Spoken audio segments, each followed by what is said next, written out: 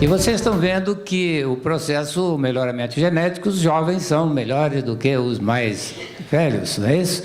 Os pais têm que produzirem filhos melhores do que eles. Então, eu aqui sou o mais velho, 65 anos, então, evidentemente que os melhores já falaram, né? E eu quero também cumprimentar todos que ainda não tive a oportunidade pessoalmente, não vou citar o nome, mas estou vendo aqui, de estar nos apoiando aqui e conosco e que já tiveram em outras temporadas. O tema que nós vamos abordar, seleção auxiliada pela genômica, ele já tem sido feitos comentários em outras ocasiões, e é um tema bastante discutido, bastante comentado. Hoje é um tema que está em voga, principalmente quando começou-se a trabalhar, há alguns anos no mundo, aquela junção dos 200 laboratórios, coordenados pelos Estados Unidos, no genoma humano. Evidentemente que a tecnologia, ela cresceu muito nesses últimos tempos, e todo aquele trabalho que investiu-se muito em bilhões de dólares em tempo, ele foi reduzido e hoje seria feito num tempo bastante curto, não de anos como foi feito. Mas aquele foi o primeiro passo, o chamado genoma humano, que daí partiu-se para todos os genomas, e há 2 anos, né, foi durante até o dia do nosso seminário, nós tivemos o lançamento do genoma em bovino. E, evidentemente, que temos tido, tanto no exterior como no Brasil, diversas reuniões, simpósios acerca da genômica, porque nós estamos na era pós-genômica. O que a genômica pode estar fazendo em termos desde a nossa espécie, a espécie humana, doenças, evitar doenças e etc., ter uma melhor qualidade de vida, longevidade, também na maior produção de alimento, porque nós sabemos que em 2050 a demanda de alimento no mundo vai ser em torno de 80% a mais, e pouquíssimos, menos do que uma mão, citado pelo Dr. Newton, nós temos de países capazes de atender a demanda.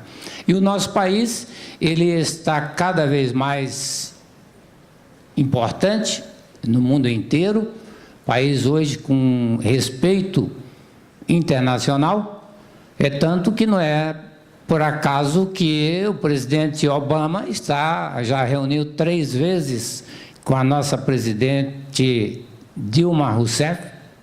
Claro que o Brasil está realmente representando muito no cenário internacional. No cenário econômico, o Brasil já passou de 8ª para a 7ª potência econômica do mundo, passou recentemente. E no cenário, vocês todos conhecem, do agronegócio, nós temos o Brasil crescendo em todos os índices. Nós tivemos um trabalho feito nos últimos 20 anos, considerado há 3 anos atrás, 23 anos, onde nos principais países do mundo, o Brasil teve o maior índice de produtividade, quer dizer, é quilograma por hectare, não é produção do mundo, cerca de 3,42, o segundo já foi para 2 e pouco, não me engano, não sei agora se foi a França ou os Estados Unidos, desculpa, os Estados Unidos, mas de qualquer forma, nosso país está se destacando em todos os aspectos. Eu fiquei recentemente muito feliz, porque algo que nos preocupa a todo brasileiro, é o que nós sabemos, essa corrupção que existe no país, mas a nossa presidente, eu acho que tomou uma posição muito boa, não é? Ao aderir, juntamente com 55 países, nessa operação de administração limpa ou mão limpa, onde tudo vai ser transparente. Então, isso é algo que vai ajudar e dar a nós, brasileiros, cidadãos, essa responsabilidade de, via internet, estarmos acompanhando tudo o que acontece e para onde está indo o dinheiro público. Então, sanando essas dificuldades, consequentemente, não tenho a menor dúvida de que o Brasil será, muito em breve, se não a maior, mas estará entre as 3 maiores potências mundiais. O que temos que também cuidar também da qualidade de vida e da alimentação do nosso povo. O povo brasileiro, quase 200 milhões, ainda tem 115 milhões que passam fome e 53 milhões abaixo da linha da pobreza, segundo os dados da FAO. Nós vimos esses slides, vocês já viram aí, não é? Que está crescendo. O produto brasileiro agora, já em 2011, bruto já chegou a mais de 4 trilhões de reais, sendo o agronegócio menos de 1 trilhão. Então, vocês viram que todo o plano, quando foi feito em 94, o plano real, ele foi totalmente, né, sustentado pelo agronegócio e pecuária, agricultura ou agropecuária de uma maneira geral. Então, o contexto de cada um dos senhores criadores, os jovens, os técnicos, é muito importante, porque nós estamos inseridos e somos todos responsáveis por esse progresso que o país está tendo. Essa conscientização de todos é muito importante. Hoje, com o número bastante grande já de técnicos, já substituindo, né, no processo de substituição, tomando conta das fazendas, com boas formações. Claro que a experiência é muito importante, então isso está fazendo um diferencial muito grande na produtividade. Um outro assunto que nós nos preocupamos, e a NCP também, é com relação à questão de resgatarmos, não só no Brasil, mas a nível internacional, a credibilidade e a importância do produtor e do criador brasileiro. É uma pessoa séria, pessoa honesta, trabalhadora e é um preservador do meio ambiente. Nós estaremos agora, dia 6 de maio, apresentando uma palestra no Congresso Internacional na Austrália, onde nós vamos mostrar que dos 10 maiores exportadores do mundo, num trabalho efetuado por brasileiros, com dados internacionais, da Unesp e também da USP, publicado agora em setembro de 2011. Em 20 anos, foi calculado a redução ou o aumento de metano e de CO2 na atmosfera. E mostrou-se que, no Brasil, o Brasil foi o país número 1 em redução, fique bem claro isso para todos nós, em redução de metano. O Brasil reduziu 27,7% a emissão de metano por animal. É claro que houve depois um pequeno aumento de 1%, dado o aumento no número de animais. Mas há uma redução muito grande. Vocês vão ver na palestra da tarde o impacto que 1 quilo de DEP causa na redução dos gases de efeito estufa. Então, esse é um aspecto que é muito importante. E com a colocação do Global G, o G3, que é a sustentabilidade genética, hoje com 53 fazendas, vocês vão ver que os criadores não estão em débito nem com o Brasil e nem com o mundo. Eles têm crédito. O mundo tem que estar pagando a vocês, né, porque vocês preservam e tem áreas muito mais de preservação e auxiliar do que a gente pensava. Então, esse é outro aspecto também bastante importante.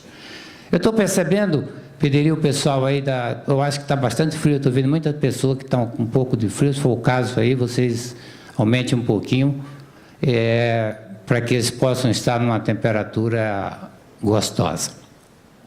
Outro aspecto importante, que a NCP também está esse ano dando ênfase, tanto que já colocou 2 zootecnistas para trabalhar, que é do doutor Luciano, é a questão da pecuária de ciclo curto, onde foi bastante citado aí pelo professor Joani, todos os 2 deram bastante subsídio para a nossa apresentação, por isso que eu estou fazendo uma abordagem um pouquinho ampla na parte de introdução, a questão da precocidade sexual. O programa da NCP de precocidade sexual, ele foi lançado em 94 na fazenda do Viacava, num dia de campo, onde ele carimbou com o pessoal do Ministério da Agricultura, na época o coordenador era o Benedito Trovo, e ele começou, mas o projeto, até hoje, da NCP, a gente tem que reconhecer, ele não se deslanchou, tem cerca de entre 14 e 18 criadores. Mas, dentre os diversos criadores, eu vou destacar um criador que realmente se dedicou muito bem, que foi o Dr. Luciano Ribeiro. Ele começou em 1988 com 8%, ao desafiar, na época, a gente exigia 80%, parte dos animais aos 14 meses. E de 1988, a última estação, que foi o ano passado, ele está com 78% dos animais com prenhez positiva. Quer dizer, é uma característica, como já foi dito anteriormente, que apresenta uma herdabilidade bastante alta, tanto que nós chamamos de 3P, probabilidade de parto precoce. Para nós interessa o animal, além de ficar prenhe cedo, a vaca parir um bezerro vivo e esse bezerro continuar até o desmame. Então, é muito importante essa característica. Então, feito essa introdução,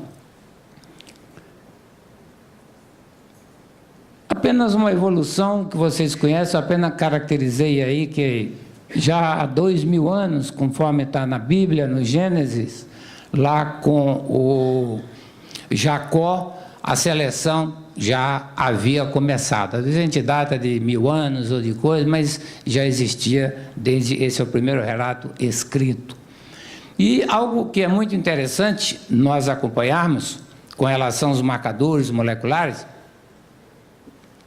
é que desde a década de 30, os pesquisadores buscaram marcadores. Na época não eram moleculares, mas eram marcadores bioquímicos, eram marcadores iniciais até de grupos sanguíneos, o sistema ABO, o A, o B, o O ou AB, buscando na espécie humana associações com algumas doenças. E, evidentemente, depois cresceu-se e foi trabalhar com a proporção que as tecnologias foram avançando. Nós passamos a ter outros marcadores bioquímicos, tanto que já na década de 80, em Ribeirão Preto, com as tecnologias ainda muito simples, com o nosso aluno, infelizmente faleceu, Álvaro, um brilhante pesquisador da Embrapa, gado de leite, na raça pitangueira, ele encontrou um marcador molecular com relação à tolerância, um marcador molecular, não, um marcador bioquímico com relação à tolerância ao calor. Então, essas pesquisas, elas vêm e a história mostrou e tem mostrado que o homem está cada vez mais buscando resolver algumas questões que antes a gente não tinha condição. Como foi mencionado aí, essa tecnologia BLUP, né, que foi muito usada, feita pelo Dr. Henderson, de Cornell University, em 48, 49, no PhD dele, ela só foi usada depois da década de 70. Então, a evolução, evidentemente, eu conto isso porque nós estamos no início, estamos no primórdio, estamos engateando, estamos começando com a seleção auxiliada por marcadores moleculares, ou como nós chamamos, outros chamam de seleção assistida por marcadores moleculares, como a equipe do professor Bento, em Pirassununga, e as DEP genômicas também em gado europeu. Mas é um começo, e o que eu queria destacar é que quando a primeira avaliação genética foi feita nacional nos Estados Unidos, ainda usando o modelo Toro, e foi em 1971 no Cimental, e depois um pouco usaram já o modelo animal, em gado, tudo em gado de leite. Nós só fomos usar o modelo animal em 1994, e juntamente com o professor Bento, que trouxe esse modelo animal, nós também tínhamos tido acesso, mas eles nos ajudou e até publicamos um trabalho junto num congresso mundial que ocorreu em Edimburgo, em Guelph, em 1994. Então, em 94, nós fizemos a aplicação do modelo animal, mas ficamos assim com receio. Por quê? Porque a gente estava lançando as primeiras DEPs, né? O Nelson Frota lembra, para touro, leite para touro, né? Então, o pessoal da universidade, ainda mais da faculdade de medicina, não entende nada, né? Touro dando leite, essa coisa toda.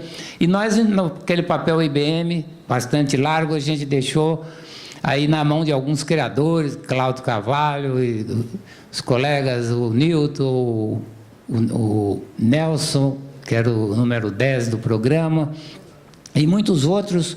E também eu dei uma cópia para o Nelson Pineda, que depois ele até registrou na história do melhoramento genético, para dar uma olhada. Será que realmente o pessoal falou, não, está coerente? Aí no ano seguinte, em 98 e 95, nós publicamos o sumário. Hoje o que a gente percebe é que as DEPs, elas genômicas, elas já foram lançadas em gado de leite nos Estados Unidos em 2009, 2010, e no Zebu, no Nelore, já teve já a partir de 2011, né? E alguns dados também não publicados, acho que em 2010, e com isso nós estamos vendo que o gap é cada vez menor entre os países em desenvolvimento, em termos tecnológicos. Hoje está tudo globalizado, a gente consegue facilmente ter acesso. Bom, vamos apresentar uns gráficos aí da IPP. Realmente a idade, ao primeiro parto, tem uma idade baixa, em torno de 10%, 11%, 12% do nosso programa, mas a proporção que nós ingressamos com os dados do programa de precocidade sexual, como o professor Joani mencionou, nós passamos para ter uma herdabilidade aí de 20%, no máximo 25%. E a 3P, probabilidade de parto precoce, deu também uma herdabilidade entre 30% a 40%, conforme dados do PP14 ou qualquer uma outra denominação. Então, essas características têm respondido à seleção, e na área molecular, o que nós estamos esperando é que possamos ter um melhor, evidentemente, retorno ou maior ganho genético nas características. Aí temos a IPP na raça Nelore, perímetro, como foi já mencionado, respondendo à seleção. A STEI, como também o professor, eu não conhecia esse trabalho dele, muito interessante, onde ele correlacionou as 3 características, e mostrando a correlação, né, de perímetro com stayability. Então, é algo que é muito, muito importante. Mas ainda há necessidade da gente, do criador, melhor dizendo, dar bastante atenção a essas características. A PAC, por exemplo, eu destaco um criador que deu bastante importância, foi o grupo Vídeo Miranda de Brito. Ele deu um bastante destaque, ainda dá em todos os pontos, através do Cláudio Magna Bosco. Também o grupo da Central, a Lagoa da Serra, o Maurício, quando estava de muita ênfase. Nós temos que tomar, como foi mencionado, bastante atenção para essa característica. Eu gostaria de chamar atenção para uma outra característica também muito importante, que nós já publicamos há muitos anos, mas ninguém até hoje comentou. A gente deixa, o peso adulto, peso à idade adulta. O mundo inteiro está atento por isso aí. Nós precisamos atentar para essa característica. Tem muitos criadores aqui presentes, né? Estou vendo o Eduardo, que gosta e que pensa nessa característica. Então, é algo que nós devemos estar atento, que economicamente é muito importante. Na raça Guzerá, nós escolhemos também aí 2 slides, só para mostrar, uma raça que vem, vocês vão ver no sumário que a gente faz umas continhas matemáticas dos programas, tem coisas bem interessantes, e tem uma resposta bastante razoável. É em meses isso aí, né? Quer dizer, em termos de 20 dias a redução, no geral, mas tem criadores com resultados bem maiores. O perímetro também, uma boa resposta no geral. A raça Brahma começou o programa na gestão do Dr. Juvelino, quando presidente da Brahma, há alguns anos. Ela apresenta também algum progresso, né? E o perímetro também, apenas mostrando que ainda tem algumas caídas. Eu não coloquei nenhum do Tabapuã, porque o programa está muito novo, está com 5 anos, eu esperei aguardar um pouco. Bem, a seleção auxiliada pela genômica, eu já fiz um comentário geral. E agora, a gente, é muito bom, né? Hoje eu sou muito feliz de estar já na terceira idade, né? Primeiro, tem as inúmeras vantagens. A minha esposa, como é bem mais nova que eu, quando eu chego no aeroporto, eu já vou para o lado dos idosos. Então, ela me acompanha. E tem colegas, mas você faz isso? Claro, eu vou lá, eu tenho direito. Né? Quando me atende, eu reclamo também. O meu carro, eu tenho um emblemazinho, ó, a área especial de idoso, eu sempre vou. Então, vamos usar. Mas o importante é que quando a gente vai ficando mais idoso e vai ficando espiritualmente, interiormente mais novo, é importante isso aí também, não é? Que a disponibilidade, a nossa vontade e busca de tecnologia, de aprendizado, de estar interagindo com as pessoas e estar aprendendo, como eu hoje aqui já aprendi bastante, isso aí é muito bom. Então, eu estimulo vocês, jovens, que estão aí rindo, aí, felizes, né? E que vocês estão com seus 20 a 25 anos, imagino daqui olhando, né? Vocês duas mesmo aí, que vocês devem estar muito felizes porque a longevidade está aumentando. Eu quando vim do Ceará, na época lá você não passava dos 50, né? Então, quando eu nasci, quer dizer, hoje o cearense também já aumentou e o brasileiro aumentou muito a longevidade. Então, vamos continuar nesse entusiasmo pela vida, e a cada dia a gente está feliz, porque é mais um dia de vida. Então, a genômica é muito importante, essas ferramentas todas, na medicina tem as tecnologias, né, hoje muda a cada dia em todos os tipos de cirurgia, a parte de alimentação, todas as outras, evidentemente, tem nos ajudado a que estamos vivendo mais. Precisamos viver realmente com qualidade. Apenas para lembrar, quando eu comecei o tópico, é que na década de 70, eu cheguei em Ribeirão Preto, em 71, para fazer o mestrado em genética, e em 72, 73, trabalhando com o Gil Leiteiro, trabalhando com o Pitangueiras, e o pessoal falava, zebu não adianta vocês selecionarem, zebu não tem genes, não adianta selecionar. Na época, todos lembram, quem for mais da minha idade, um pouquinho mais pela história, sabe que era o que imperava aqui, eram raças continentais, europeias e dos Estados Unidos, né? E nós, trabalhando no Nelore, o pessoal não acreditava em nem melhoramento. Dar uma palestra de melhoramento naquela época, até a década de 80, era uma tristeza, só porque a gente era jovem que suportava, ninguém tinha interesse. Não está como vocês aí, todo mundo aqui olhando e atento, naquela época era realmente triste.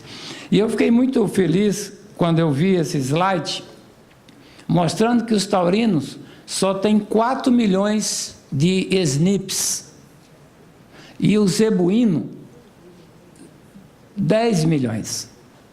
Então, gente, isso é de um significado de importância imensa, porque nós temos muito mais variabilidade genética na parte molecular. E eu não sei se algum daqueles professores antigos ainda estão vivos e viram isso aí, para dizer, realmente a gente estava errado quando dizia que o zebu realmente não servia para fazer seleção, nem o Nelore. Hoje, a riqueza de variabilidade genética que nós temos aí. Bom, já foi apresentado, vamos pular aqui. Apenas vou mencionar o Gindigaça, né? O Gindigaça, em final de 70, ele nasceu em 76, comecinho de 80, 81, professor Duarte, Moura Duarte da genética, começou esse primeiro teste progênie no estado de São Paulo. O primeiro teste de progênie no Brasil foi no Rio Grande do Sul, até liderado pela equipe do professor Frias. E foi um touro realmente que me faz lembrar também do Cláudio Carvalho, aquele dom que Deus deu para ele. Ele estava ainda com o Jaime pai, não Jaiminho. O bezerro tinha acho que 4 meses de idade. Quando o Cláudio bateu o olho, disse, Jaime, separa esse animal, que esse aqui vai ser um grande touro.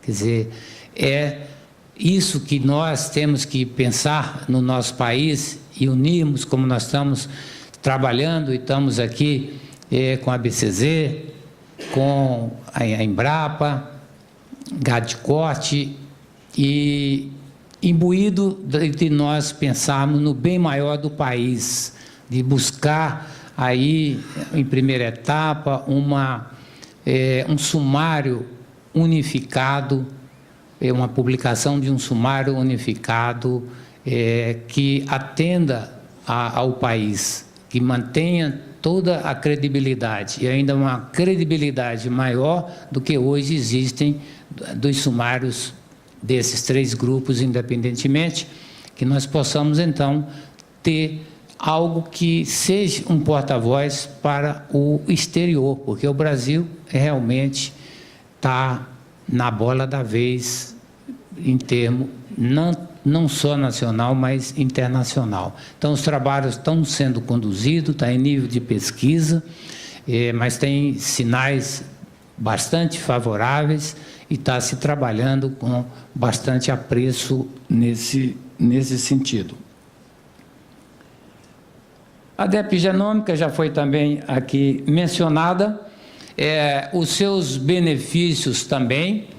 Eu caberia destacar, nesse momento, os benefícios vocês todos aí já conhecem, mas o ano passado a gente lançou lá, durante a Expo Zebu, na BCZ, a epigenômica para um grupo pequeno de animais, não sei se menos de 100 mil animais. Esse ano, nós já estamos nesse sumário, vocês vão receber, será lançado em breve, até às 17 horas, né? 16 horas 10 minutos, e nós teremos já epigenômica para 1.100.000 animais. Evidentemente que o impacto é maior, tanto na DEP como na acurácia, para os animais de baixa acurácia. Mas temos, e o site está sendo lançado hoje também, às 17 horas, juntamente com o sumário, a consulta pública de touro, que vai ter também as DEP genômica e touros de centrais e touros também da reprodução programada. Mas eu repito, nós estamos no início. Agora, é muito importante que nós deixemos também aqui claro, isso falando não no termo de Brasil, mas no termo mundial, que essa preocupação é a mesma que nós estamos tendo aqui, os pesquisadores, os geneticistas, no mundo inteiro, está também tendo, participei de algumas reuniões, no Canadá, por exemplo, em Calgary, onde a preocupação era que essas informações dos valores genéticos, como o MVP da Pfizer, elas fossem incorporadas às DEPs tradicionais. Isso que nós estamos fazendo juntamente aí com a nossa parceira, a Pfizer, porque senão nós iríamos gerar, né, um outro tipo de informação. E são informações disjuntas. A DEPs, os valores genéticos, que dividido por 2 da DEP, ela é diferente do que é a DEP em termos conceitual, em termos também teórico. Então, nós temos que unir essas informações. Então, por isso que esse ano nós já estamos unindo, eu acho que vai ser a tendência também de todos os grupos no Brasil, no programa, ter a DEP genômica. Agora, é muito importante que eu repita, não sei se já é a 100ª vez, mas os dados de pedigree, parte de registro genealógico, aí, a parte de informações fenotípicas e os pesos e as medidas, elas são importantes, nós devemos continuar fazendo, tá certo? Eu digo isso porque nós tivemos algumas pessoas nos procurando, dizendo, olha, agora vamos parar tudo, não vamos fazer mais nada, só marcador. Não, ainda não, temos que continuar fazendo essa parte. Essa tabela é uma tabela recente, é o primeiro trabalho fora dos 2.300 animais, que foi da parte de pesquisa e de descoberta, né? Esses já são os animais somente, já tem mais de 12.000 animais com avaliação genética, mas nos criadores do programa e numa amostra com animais até, acurácia até 30%, nós pegamos animais sem MVP e os animais com a inclusão do MVP para ver o impacto na acurácia. A média dos animais foi de 13% com informações de pedigree e também os colaterais. Quando nós colocamos a inclusão do MVP, nós passamos a ter uma acurácia de 13%, na média passou para 23%. Vocês viram pela demonstração da Priscila que tem animais que aumentam mais, tá certo? Agora, é muito importante também que quem estiver fazendo, tem que mandar os dados para a NCP, que a Pfizer ela não manda, ela não pode mandar, vocês que têm que mandarem os dados. Então, veja, um aumento, os marcadores, os MVPs, o aumento era de 13 a 23, foi 10% em acurácia, para animais jovens, correspondeu a 77% de ganho. Para IPP, 3P, 50% e assim por diante. Então, vocês estão tendo aí várias características, mesma característica de peso a 73%. Então, nós tivemos uma avaliação bastante importante. Então, para as características, principalmente eficiência alimentar aqui no Brasil, agora que está começando, e outras características que se manifestam como a stability, como a PAC, como a idade do primeiro parto, e as características também de carcaça, elas são bastante importantes que se faça os marcadores moleculares.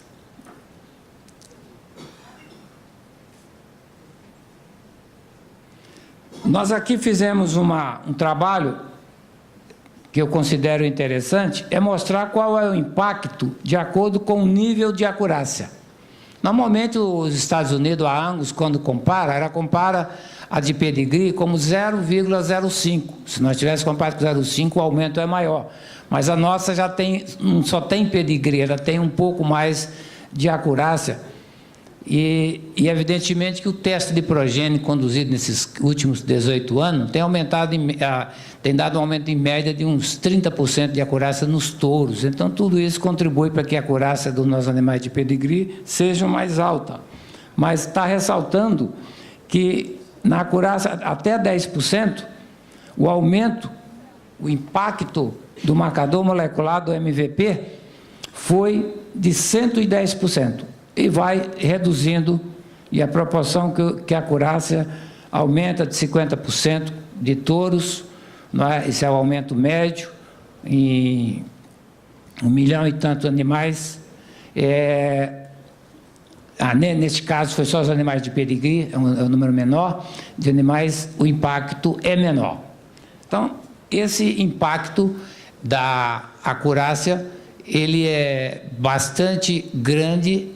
Quanto menor for a acurácia e a importância maior quanto a característica se manifestar em idade mais tarde. Mas fica bastante claro na 3P, que é a DEP para probabilidade de parto precoce. A stayability também, 80%, aqui caindo para 35% e para 30%, em média, 19%. Então, quando a gente fizer uma média, vocês vão ver que dá mais de 33%. São gráficos similares, mostrando agora o IPP, aumentou aí 116%. A PAC também teve um aumento importante, 60%, e 27% com 20%, e 14% em 30%. Tá? Mostrando por categoria. O perímetro também, vocês percebem que há uma diminuição, como é esperado. Todos os trabalhos teóricos e a expectativa no mundo inteiro e no Brasil e sempre foi dito que nos animais jovens é que o impacto é maior. O peso 450, a área do lombo, ela deu, mas a nossa base também é uma base ainda pequena, deu um aumento de 150%. Bom, como conclusões, todos vocês já sabem, aumento da acurácia de animais jovens. Vocês verificaram agora por nível, quanto aumenta para 10%, quanto aumenta para 30%. Os animais de pedigree, em geral, têm uma acurácia de apenas 5%.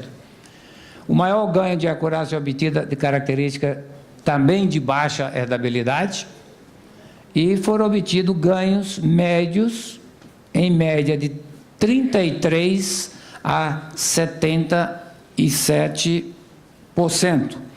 Então, é algo que fica bastante patente, e nos estudos que nós estamos fazendo das correlações com a DEP, a importância dos marcadores moleculares, e neste caso que nós estamos trabalhando com o MVP da Pfizer no aumento da acurácia dos animais. E eu repito novamente que temos que estar com o pé no chão, porque está se começando, o mundo inteiro está começando com as avaliações genômicas ou auxiliada pela genômica, como nós chamamos. Mas são resultados, eu acho que muito promissor, e que nos enche, não só a nossa equipe, mas todo o brasileiro, todos os outros pesquisadores, tem diversos grupos, né, trabalhando, como nós já mencionamos, o grupo do professor Bento, Joanim, muitas outras equipes trabalhando. Isso é que é importante. Todos estamos movidos buscando o bem comum. Muito obrigado.